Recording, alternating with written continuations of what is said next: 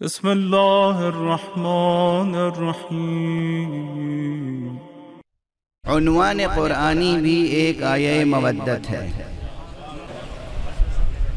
یہ آیت بہت منفرد آیت ہے، سورہ مبارکہ مریم میں ہے۔ بظاہر مضمون ترجمے کے اعتبار سے بہت سادہ ہے اور ہر اہل ایمان کے لیے اس میں انتہائی دل آویزی ہے۔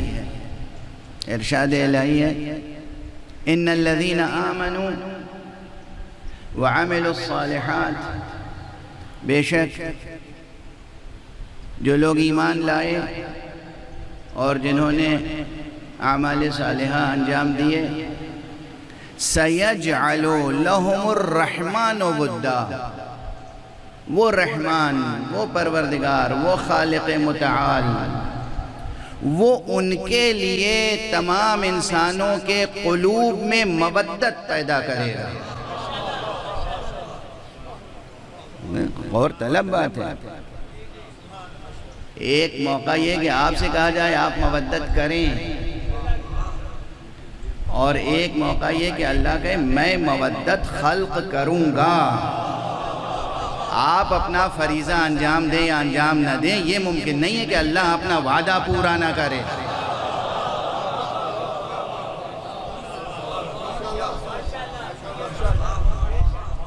میں تو یہ سمجھتا ہوں کہ جس طرح سے آپ بیدار ذہن اور بیدار قلب کے ساتھ سماعت فرما رہے ہیں، اگر اور کچھ بھی نہ پڑھوں تو بات مکمل ہو گئی، درس مکمل ہو گیا، پیغام مکمل ہو گیا۔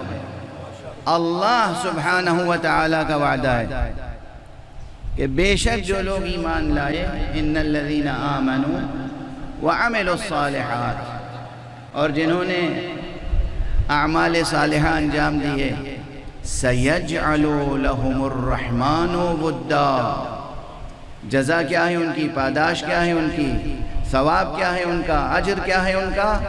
ایمان لانے کا اور عمل صالح بجا لانے کا اجر و انعام یہ ہے کہ اللہ سبحانہ وتعالی اسی دنیا میں تمام انسانوں کے دلوں میں ان کی محبت پیدا کرے گا۔ کہ اخلاقی روایات میں یہ آیا ہے کہ مثلا ایک عالم، نام نہیں لے رہا ہوں، آپ سب ہو سکتا ہے جانتے بھی ہوں گے، روایتیں پڑھی ہوں گی، لیکن یہ روایتیں ظاہر ہے ان کی سندی حیثیت جو ہوتی ہے وہ معلوم ہے، لیکن اخلاقی مفاد جو ہے، جو اخلاقی فائدہ ہے، اخلاقی درس، بہت بڑے عالم، 300-400 کتابیں لکھی، سب دینیات پر موضوع ہے، قرآن، حدیث، تفسیر، تاریخ انبیاء، تاریخ اہل بیت۔ ان کے ایک دوست تھے، انہوں نے کہا بھئی دیکھو ہمارے اور تمہارے درمیان دوستی ہے، اخوت ہے۔ اخوت پہ یاد آ گئی ایک بات، درمیان میں بریکٹ میں کہہ رہا ہوں، بڑی اہم ہے، گرہ میں باندھ لیجئے گا۔ اخوت وہ تہذیب ہے جو عطائے مصطفیٰ ہے، اور ساری دنیا میں کوئی بردرہڈ کا دن منایا جاتا ہو یا نہ منایا جاتا ہو، ہمیں بتایا گیا ہے کہ اخوت ایمانی کا ایک دن ہے، اسے ضرور محفوظ رکھنا، اور وہ دن ہے ولایت غدیر کا دن۔ دعا تعلیم کی گئی ہے،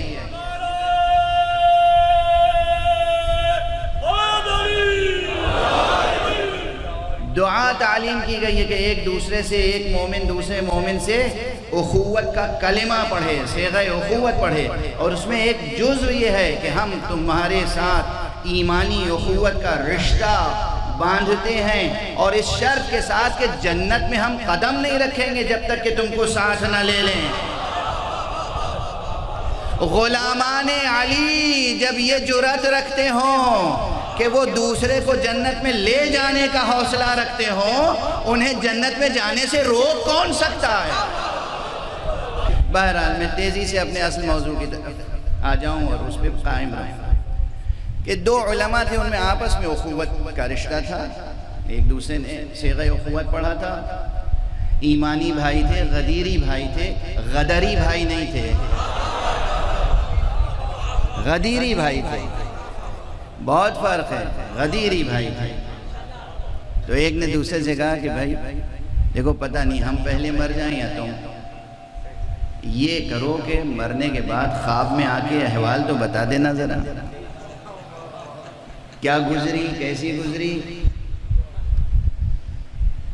ایک صاحب کا انتقال ہوا اور وہ 400-500 کتابوں کے مصنف، شیخ الاسلامی کا عہدہ، اور کئی روز گزر گئے، خواب میں نہیں آئے، بالآخر یہ دعا کرتے رہے، ان کے حق میں بھی مغفرت کرتے رہے، اور پھر خواب میں نظر آیا۔ کہا کیا گزری؟ کہا بہت سخت گزری۔ کہا حضور حق میں پیشی ہوئی اور کہا گیا کہ کیا لائے ہو؟ جن سے اخلاص میں کیا لائے ہو؟ یہ چھوٹا سا مصرع ہے، اس پہ کوئی شاعر نظم کہہ لے گا۔ جن سے اخلاص میں کیا لائے ہو، جن سے اخلاص میں کیا لائے ہو۔ اب انہوں نے کہا کہ میں نے 110 جلدوں میں یہ کتاب لکھی، 20 جلدوں میں یہ کتاب لکھی، قرآن کی تفسیر لکھی، حدیث کا مجموعہ لکھا، یہ لکھا اور وہ لکھا، اور یہ خدمت کی، وہ خدمت کی۔ کہا کچھ نہیں، سب میں ریاکاری تھی، شہرت کی طلب تھی، کہیں یہ تھا کہ یہ کتاب میں لکھوں گا تو میرا شہرہ ہوگا، یہ کتاب میں لکھوں گا تو معاصرین میں میرا امتیاز قائم ہوگا، وغیرہ وغیرہ، ہر عمل کے ساتھ کچھ نہ کچھ۔ اور جب ادھر سے بات کہہ رہے ہیں، کہی جا رہی ہے، تو ادھر سے تو کوئی گنجائش ہی نہیں ہے نا۔ سب فہرست ختم ہو گئی، سر نے اڑا کے کھڑے ہو گئے۔ پروردگار اب کچھ نہیں ہے، کچھ نہیں ہے، ایک عمل ہے تمہاری میزان میں جو خود تمہیں یاد نہیں ہے۔ اللہ، یہ ہے کرم الہی، یہ ہے کرم الہی۔ ایک چیز ایسی ہے جو تمہیں یاد نہیں آ رہی، جو تم نے صرف میری خاطر انجام دی تھی، یعنی نماز، روزہ، حج، زکوٰۃ، اجتہاد، تفقہ، تالیف، تصنیف، تفسیر، حدیث، ارشاد مومنین، سب ایک طرف، سب رد۔ ایک کام تم نے ایسا کیا تھا تو وہ میرے لیے تھا بس۔ کیا تھا بھائی؟ ہمیں تو خود ہی یاد دیا۔ کہ تم لکھ رہے تھے کوئی کتاب، اس وقت وہ پرانے زمانے میں جو قلم و دوات یاد ہے، روشنائی میں ڈبو کے کہ تم نے روشنائی دوات قلم کو دوات میں ڈبویا اور پھر لکھنا چاہتے تھے۔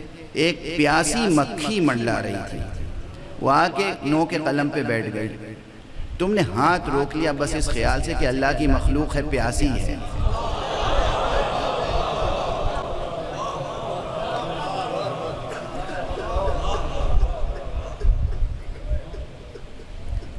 یہ عمل کوئی ریا کا عمل نہیں تھا، بس تمہارے دل میں ایک روشنی آئی کہ یہ اللہ کی مخلوق ہے اور پیاسی ہے، تو تم نے قلم روک لیا، جنبش نہیں دی ہاتھ کو کہ یہ اڑ نہ جائے، سیر ہو لے، پی لے جو اس کی پیاس بجھ جائے۔ یہ وہ عمل تھا جو میرے لیے تھا۔ اب سمجھ میں آئی بھائی اخلاص کا وہاں کس طریقے سے تجزیہ ہوتا ہے؟ حضور حق میں کس طرح حقیقت نمایاں ہوتی ہے اعمال کی۔ تو بہرحال یہ میں صرف اس لیے کر رہا ہوں، پہلی مثال ایک سلام، کہ آپ کو کوئی محبت سے بے لوث سلام کرے، آپ وہ سلام کبھی نہیں بھولیں گے۔ اور اللہ سبحانہ وتعالی کی کیا شان ہے، اس کی خاطر سے آپ ایک حقیر سی مخلوق کے ساتھ بھی کچھ حسن سلوک کریں گے تو وہ اس کی میزان میں، میزان عطا میں بہت عظیم ارزش اور قدر و قیمت رکھتی ہے۔ اب جب یہ ہے تو ایمان کی قدر و قیمت آپ کے سامنے واضح۔ اب اعمال صالحہ میں سے ایک ایک عمل کی قدر و قیمت دیکھیے کیا ہے، اور یہ اعمال کی قدر و قیمت اور وہ ایمان کی قدر و قیمت سب ایک طرف، اور اس سب کے مقابلے میں کوئی اور نہیں دے رہا ہے۔ دیکھیں نا، ایک یہ کہ وہ دینے والی شخصیت ہو جو ارزش اعمال سے واقف نہ ہو، ایک یہ نہیں وہ ارزش اعمال سے واقف ہے، عالم ہے، علیم ہے، حکیم ہے، وہ کہہ رہا ہے ایمان اور عمل صالح جو انجام دے گا میں اس کے لیے دلوں میں مودت پیدا کروں گا۔ اب اندازہ کیجئے کہ اس مودت کی کتنی قدر و قیمت ہے جو اللہ دلوں میں پیدا کرتا ہے ایمان اور عمل صالح کی جزا کے طور پر۔ واضح ہے؟ اب یہ مضمون، یہ بحث اسی آیت سے تو نکل کے آ رہی ہے نا کہ مودت کی قدر و قیمت ہوتی کیا ہے، اصل میں مودت کیا ہے، اصل میں محبت کیا ہے، اور اس کی کیا قیمت، ویلیو کیا ہے، اس کی پرائس نہیں، ویلیو۔ فرق ہے نا دونوں میں؟ ویلیو کیا ہے مودت کی؟ ایمان ایک طرف، اعمال صالحہ ایک طرف، اور اس کے مقابلے میں اللہ انعام کے طور پہ کیا خلق کر رہا ہے آپ کے لیے؟ مودت۔ یہ ہر مسلم، ہر مومن اور ہر انسان کے لیے ایک مژدہ ہے، ایک درس ہے، اور کیسا دلاویز درس ہے، کس قدر دلاویز درس ہے یہ۔ نہ کوئی زجر ہے، نہ توبیخ ہے، نہ عقاب یہاں یاد دلایا جا رہا ہے، نہ عذاب کا تذکرہ ہو رہا ہے۔ دیکھیے قرآن کی ایک آیت، اگر یہ ایک آیت آپ نے اپنے لوح جبین پر لکھ لی، لوح قلب پر لکھ لی، تو شخصیت کی کیسی تربیت ہوگی، اور کیا ایمانی اور اخلاقی شخصیت پروان چڑھے گی کہ اللہ مودت خلق فرمائے گا۔ اب جب مودت کی یہ قدر و قیمت اندازہ لگائیں آپ، محبت کتنی قیمتی چیز ہے، کیسی ارزش رکھتی ہے، کیا ویلیو ہے اس کی۔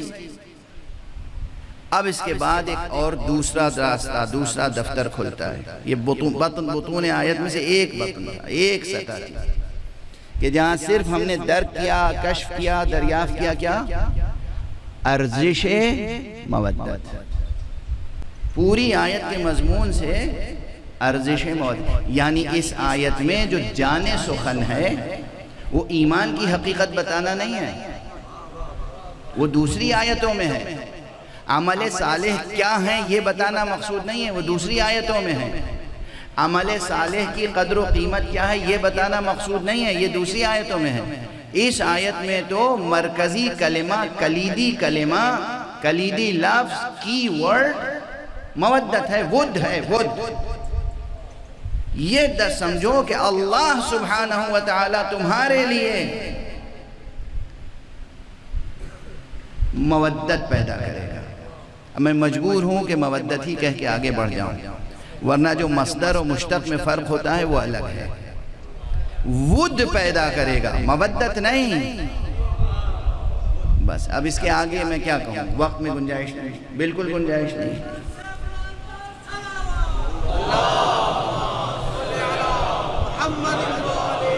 بہت کوشش کر کے اپنی ٹوٹی پھوٹی زبان میں کچھ کہنا چاہوں تو یہ کہوں گا، چونکہ معنی مصدری یہاں پر ہیں کہ پروردگار، اے ایمان لانے والو، اے عمل صالح بجا لانے والو، اللہ انعام کے طور پر تمہارے لیے ہر دل میں محبت کا ایک چشمہ جاری کرے گا۔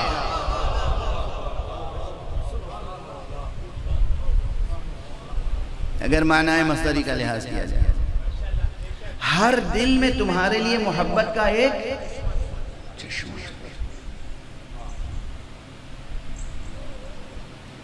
یہ تو ایک سطح ہوئی، جو مومن ہو اور عمل صالح بجا لائے اس کے لیے اللہ ہر دل میں محبت کا چشمہ جاری کرے گا، اور جو امیر المؤمنین ہو، جو امام المتقین ہو، جو قائد غر محجلین ہو، جس کے ہر نقش قدم سے اعمال صالحہ کے نصاب مرتب ہوتے ہوں، جس کے ہر کلمے سے ایمان کی تفسیر ہوتی ہو، ایمان کی تشریح ہوتی ہو، اس کا کیا اجر ہوگا پروردگار کے ہاں، اس کی کیا کیفیت ہوگی، اس کا کیا انعام ہوگا۔ اسی لیے اب بطون آیت میں سے اب جو تازہ بطن کھلتا ہے، جو باب کھلتا ہے، وہ یہ ہے کہ روایات میں سے ایک دو روایتیں نہیں ہیں، بلکہ روایات مستفیضہ ہیں، روایات مستفیضہ ہیں، یعنی اتنے راویوں نے روایت نقل کی ہے معصومین سے کہ اس کو رد نہیں کر سکتے۔ معصوم نے فرمایا کہ یہ آیت خاص طور پر ان آیتوں میں سے ہے جو آسمان سے امیر المومنین علی ابن ابی طالب کی شان میں نازل ہوئی ہے۔ یہ آیت جناب امیر المومنین علیہ السلام کی شان میں نازل ہوئی ہے، یعنی آیت کا بیان عام ہے مگر مراد خاص۔ جب آپ کوئی بحث کرے کہ آپ دیکھیے آپ عقیدت مندی میں اندھے ہو جاتے ہیں، اپنے یہاں کی روایتوں کی بنا پر کہہ دیا یہ آیت بھی انہی کے لیے ہے۔ ارے آیت تو عام ہے، سب کے لیے ہے، سب کے لیے تو دکھائیے سب کے لیے ہر ایک دل میں جگہ ہے یا نہیں ہے۔ ہم تو درایتاً دیکھتے ہیں کہ تمام عالم بشریت میں کہیں بھی چلے جائیں، کوئی کلمہ گو ہو یا نہ ہو، جب ہم علی کا نام لیتے ہیں تو چہرے کھل اٹھتے ہیں، علی کا نام لیتے ہیں تو دل سے محبت جوش مارتی ہے۔ یہ دلیل ہے، یہ درایت ہے کہ آیت علی کی شان میں ہے۔ آپ دیکھ لیں، آنکھ کھول کے دیکھیں، تفسیر لکھتے رہیں آپ، کہیں یہ آیت سب کے لیے ہے، ذرا دکھائیے تو کہ سب کے لیے، سب کے دلوں میں کہاں گنجائش ہے؟ کیا کیا ایک دوسرے کے لیے قدورتیں ہیں۔ اور علی کی شان یہ کہ حقیقتاً علی کی محبت اللہ نے دلوں میں ڈالی ہے، اور اس کا مرتبہ یہ رکھا ہے کہ اگر آپ کے دل میں نہیں بھی ہے تو آپ کہنے پہ مجبور ہوتے کہ نہیں ہمارے دل میں بھی ہے۔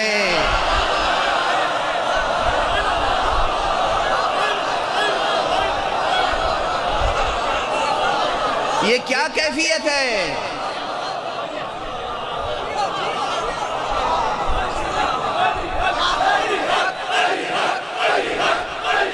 بے شک علی حق، بے شک علی حق،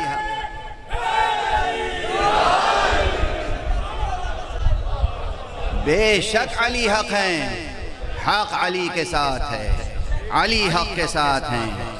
حق معیار علی نہیں ہے، علی معیار حق۔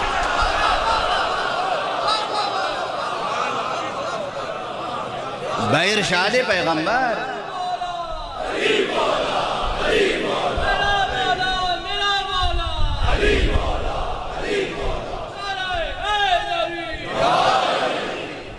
اب میں ذرا مثال عرض کر دوں، مومنین کی تو پہچان ہی ہے کہ مومنین عاشقان علی ہیں، ان کے دل نہیں ہوتے، ہمارے پاس دل ہوتے ہی نہیں ہیں، ہمارے پاس تو آب حیات کے چشمے ہیں ہمارے ساتھ۔ عشق علی کا چشمہ یعنی آب حیات کا چشمہ، محبت علی یعنی آب حیات، یہی ہے آب حیات، خدا کی قسم یہی ہے آب حیات۔ آب حیات کسے کہتے ہیں؟ جو ہمیشہ کی زندگی عطا کرے نا، جو ہمیشہ جینے کی صفت عطا کر دے، وہ ہے آب حیات۔ اور ہمیں یہ صفت تمام و کمال حب علی میں نظر آتی ہے۔ جو دل حب علی سے سرشار ہو جائے وہ دل کبھی نہیں مرتا۔ اور میں چند مثالیں عرض کر دوں، اب چونکہ اب بحث کی گنجائش نہیں ہے، میں عرض کر رہا ہوں اس کے ضمن میں علمی بحثیں ہیں۔ اب بہرحال یہ درمیان میں آگئی بات کہ یہ آیت کریمہ ان آیتوں میں سے ہے کہ جو حضرت امیر المومنین علیہ السلام کی شان میں نازل ہوئی ہے، اور یہ اللہ کا وعدہ ہے کہ وہ ان کی محبت دلوں میں خلق فرمائے گا۔ تو ظاہر ہے دلوں میں خلق فرمائے گا نا، اگر کہیں دل ہی نہ ہو تو ظاہر ہے کہ قضیہ منتفی بانتفاع موضوع، یعنی قلب بشر ہونا چاہیے، قلب انسانی ہونا چاہیے، صرف قالب انسانی نہ ہو، قلب بھی انسانی ہو، قلب بھی انسانی ہو۔ یہ باطن آیت اور وہ ظاہر آیت جس میں ہمارے اور آپ سے سب کے لیے ایک دعوت ہے کہ ایمان اختیار کرو، اور اس درجے کا ایمان کہ اس کی اللہ جزا دے تمہیں، عمل صالح بجا لاؤ، اور اس درجے کا عمل صالح کہ تمہاری محبت اللہ دلوں میں خلق فرمائے۔ اس سے مربوط اور بہت سی بحثیں ہیں، لیکن میں ان تمام بحثوں کو انشاءاللہ کل کی گفتگو کے لیے موکول کر رہا ہوں. انشاءاللہ کل اس پر گفتگو ہوگی.